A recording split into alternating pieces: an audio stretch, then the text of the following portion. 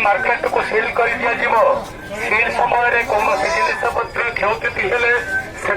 squad दायी रहा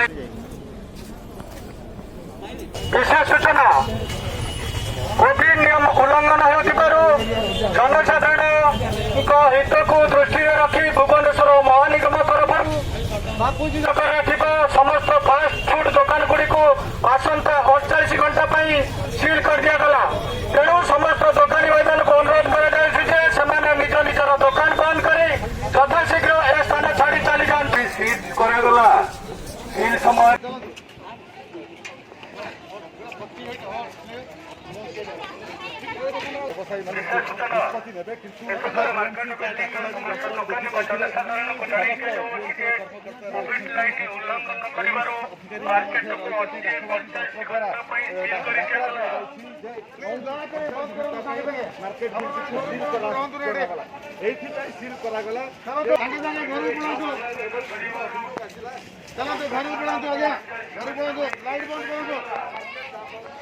बंद करो छोड़ के नहीं था जनसाधारण को जानी दिया कोविड लाइन उल्लंघन कर मार्केट बिल्डिंग छाड़ी चली जातु विशेष सूचना दुकानी जनसाधारण को जानी दि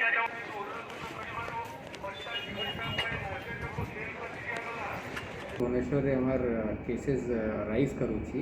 गोटे इनफोर्समेंट स्ट्रॉन्ग इनफोर्समेंट एक्टिविटी आम आरंभ करूँ गत केते दिन आम जारी रखीचु